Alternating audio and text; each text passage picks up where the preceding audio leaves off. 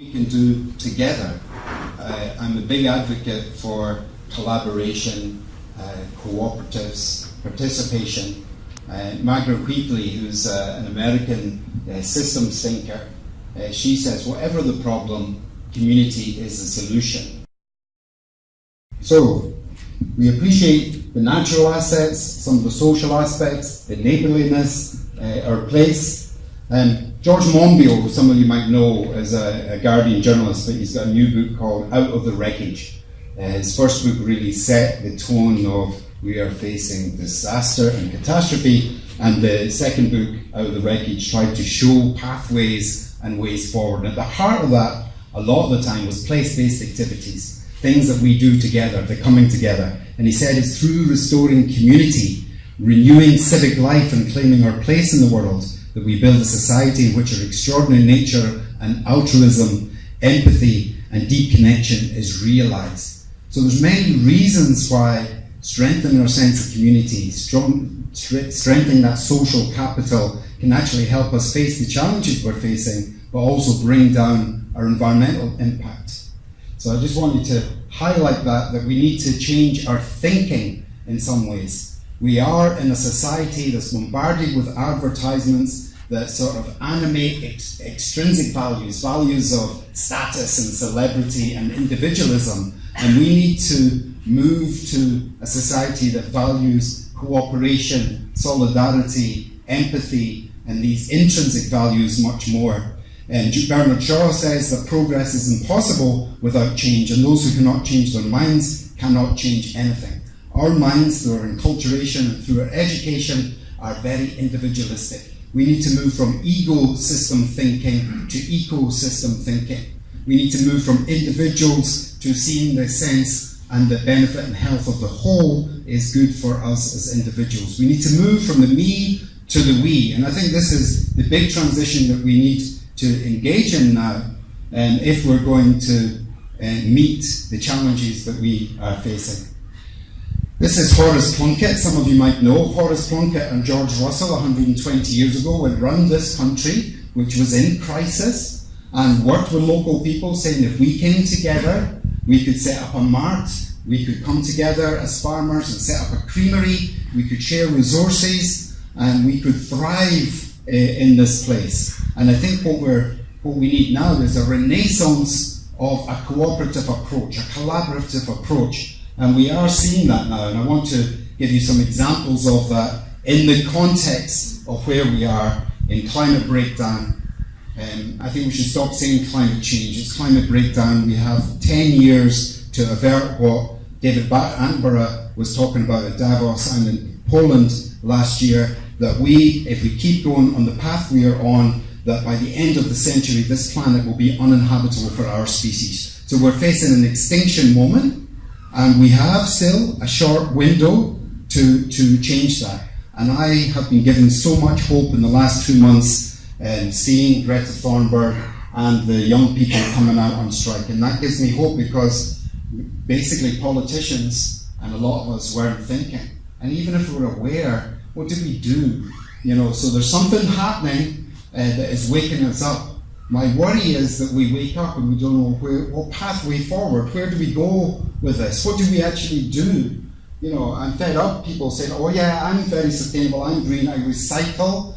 That's great, but we've got a lot more to do. Or I've changed all my light bulbs, there's a lot more to do. And if we are going to do what we need to do, we need to do it together.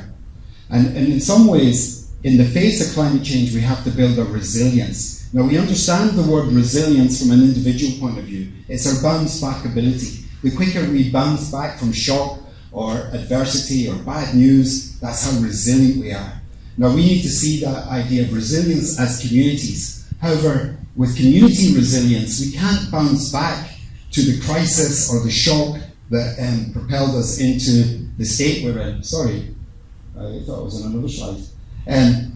We need to take that opportunity of a crisis to break through into a new way of doing things, and that's at the heart of community resilience. This picture is taken about a year ago. We'll all remember of it. It snowed a little for a couple of days and the country closed down. This was our supermarket shelves. So this shows how vulnerable we are to long supply chains of our food coming from halfway across the world, our energy coming from halfway across the world, and us potentially at the end of a pipe or a long supply chain, very vulnerable. So vulnerability is the flip side of resilience. We need to strengthen our resilience. How do we feed ourselves, house ourselves, power ourselves, and in a way that's in solidarity with communities in other places that are really suffering.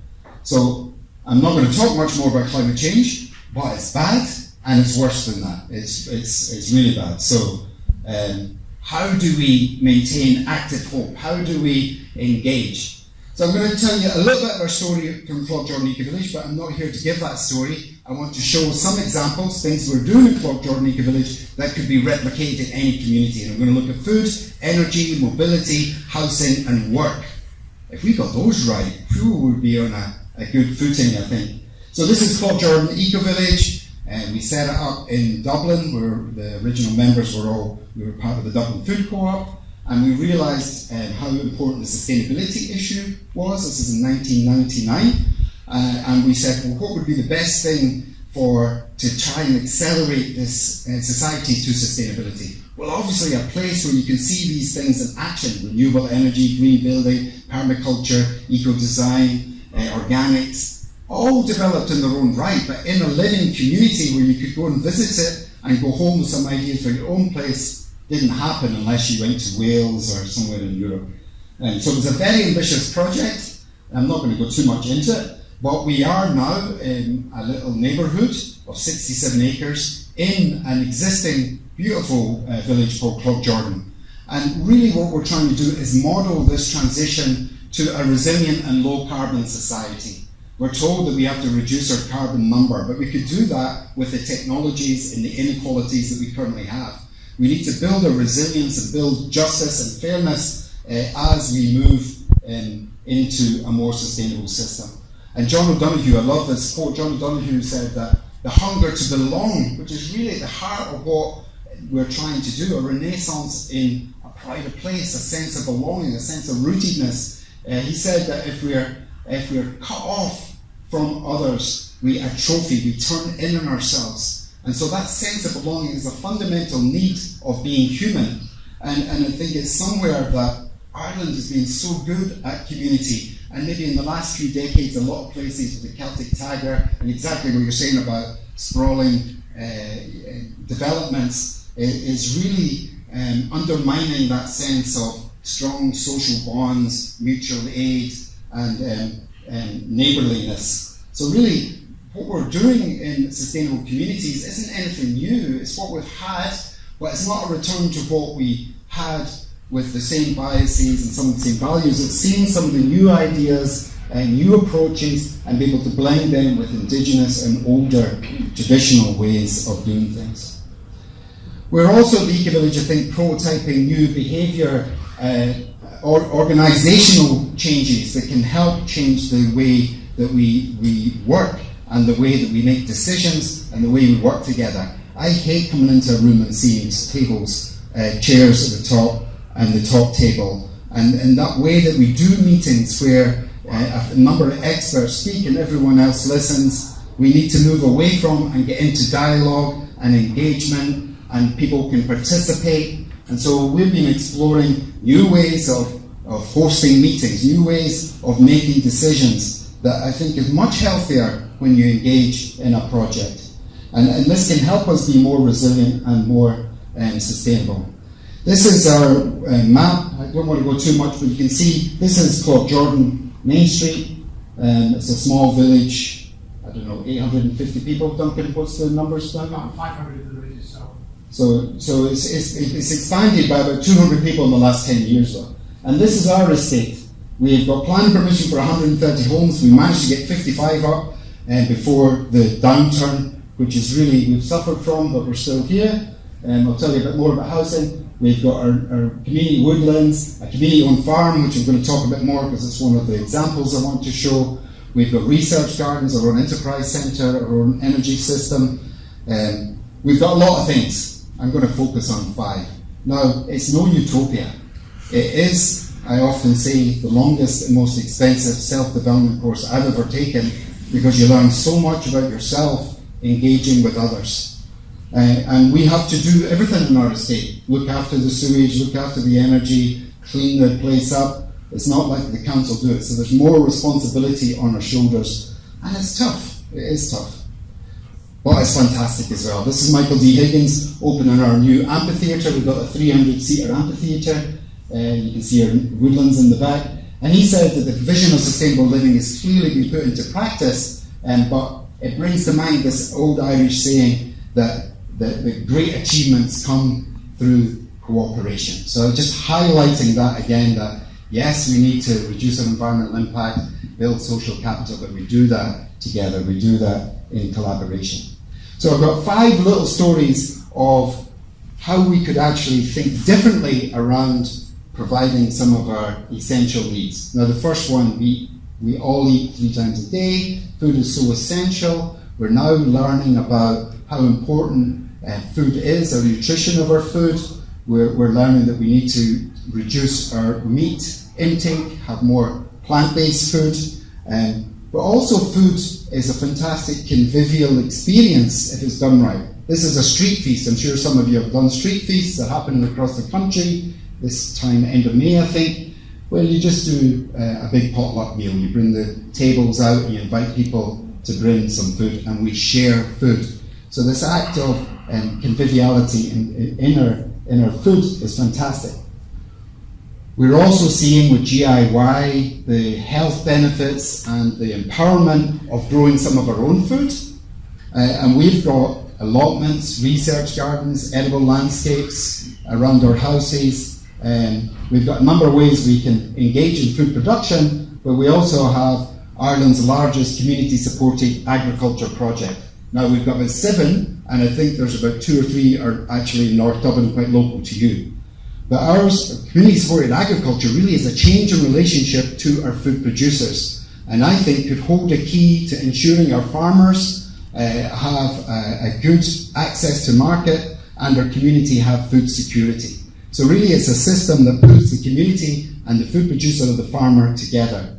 If you went to France or Italy, there'd be thousands of them. We've got 7. And ours is probably the biggest. We have 75 subscribers, we pay €16 a week, we get 2 deliveries to our Main Street distribution, and we can take as much as we need. We send a little email that said, there's not too much broccoli, there's loads of onions, and that sort of helps us select how much we take. So it's a sort of based on trust. There's no money exchange. The money goes into the farm's bank account either monthly, 6 monthly, or annually, and it means that we employ 2 farmers at a higher rate than they would get if they were farming. We could put all the inputs in, and the community support our volunteer system, our education program, so members, community members can engage in the process. Now what's fantastic about this is our farmers grow food and take it to there. They don't have to negotiate with Lidl or Tesco for a good price. They don't even have to stand at a farmer's market after a busy week trying to sell their produce. They farm and send it straight to our distribution. So it's given access to a market, and any community could do this. And even we were based in Dublin, I was saying you could do this in Ranelagh. If we had a strong, cohesive community, 50, 60 people, we could make a relationship with a farmer in the outskirts of town. So the idea of community-supported agriculture has many benefits. It can build social capital, and I'd just like to take the idea a little bit further. This is Joe Fitzmaurice. You might recognise his brand. It's Ryan Bakehouse and Bread School. He used to be Blazing Salad. He's one of the Blazing Salad family. He's one of now the most, he does sourdough bread. He's a quite radical baker. Sometimes he's like a dough anarchist, not just a baker. He is trying to show, he's moved his family and his bakery to Clough-Jordan. He's trying to show how a small bakery can be viable in a village environment. How businesses don't have to grow, expand, employ and export with all the stresses that come with that. But how can a business be viable and remain steady without having this growth? So he's managed to do that by diversifying. He does about 500 loaves a week. He's diversified into 2 courses a month, which are so popular. People come from all over Ireland and the UK for real bread courses. But he has a bread club. Similar to the CSA, I subscribe directly to the baker's bank account, and I get 2 beautiful sourdough, wood-fired sourdough bread delivered to my house. Now for Joe the baker, before he even starts baking on Monday morning, he knows he's sold 100 loaves. That money's in the bank, he's got that cash flow secure. So this idea of just changing the relationship with our producers, this is like shop local at a different level, where we're actually ensuring that our local producers, farmers, craftspeople even, we could extend this to, have a stable market. Now we have a bread club, a milk club, a meat club, a Whole Foods Buyers Club. So this idea of clubbing together for rural or urban revitalisation, I think, is at the heart of a new approach to sustainability. The story or pattern that we're going to see through the next 4 stories are similar. So for energy, we need to move to renewables as quickly as possible. We need to get off fossil fuels as quickly as possible. However, we could do this more effectively together. This is our solar panels. This is our district heating system. We have a large community-owned renewable energy district heating system for eventually 130 homes. This is much more efficient. If you can imagine, if you've got 130 homes with different heating systems, with different fuel sources, the chaos of trucks coming out. So there's an efficiency. We're using biomass mostly. So it's renewable. Our biomass comes as a waste product from a sawmill that makes fence posts. So this idea of community-owned energy assets is important. All around Europe, communities can invest or have shares in their wind farms or their solar parks. This is Ireland, the south of Ireland, because the north has a few more. This is the south of Ireland's only community-owned wind turbine in Kildare, about 15 miles from Clough-Jordan. It took 10 years to get planning permission and grid connect. We still don't have a feed-in tariff for solar or wind to allow us as communities to accelerate the idea of community power. Kildare now is looking at community generation and distribution, so that you could actually sign up to local energy. Maybe in the future you could sign up to Kildare Energy and only buying in renewable energy generated in Kildare.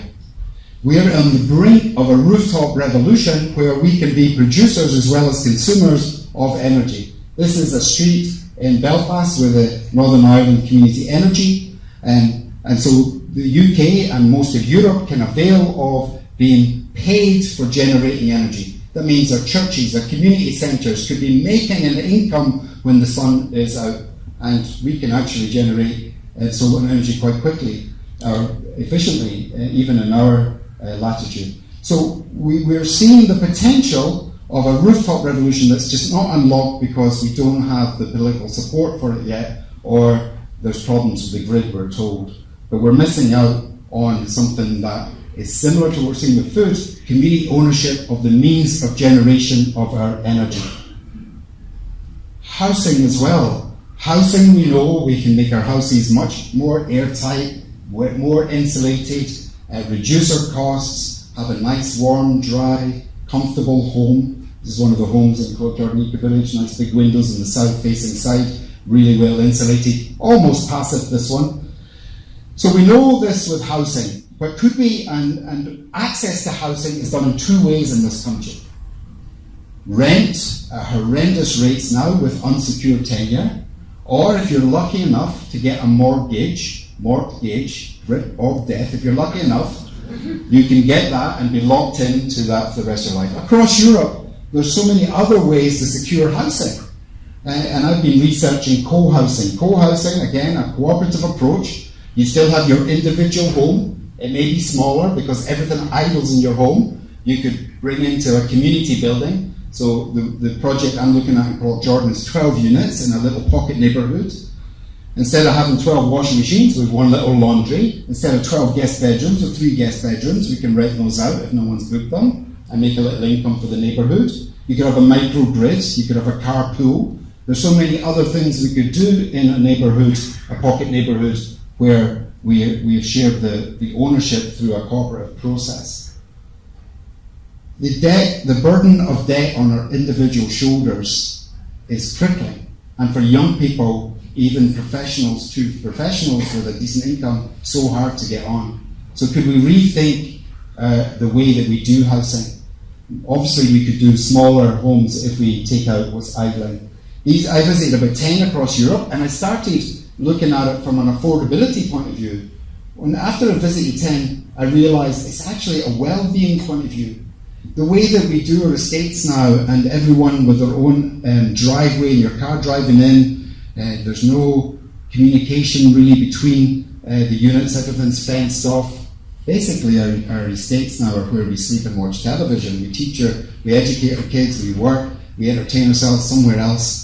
And so, could we make our neighbourhoods places that we live, work, bring our kids up? And that's one of the things we're looking at in the village. This is a little co-housing unit in Findhorn, and this is a seniors housing unit in Holland that I visited. It had about 40 units with a nice little garden in the middle, and then shared spaces and kitchens and living rooms. But they all had their own individual space. This isn't about all living in the same big house sharing. This is just a different way of potentially owning or thinking about our homes, not as the individual again, but as the neighbourhood.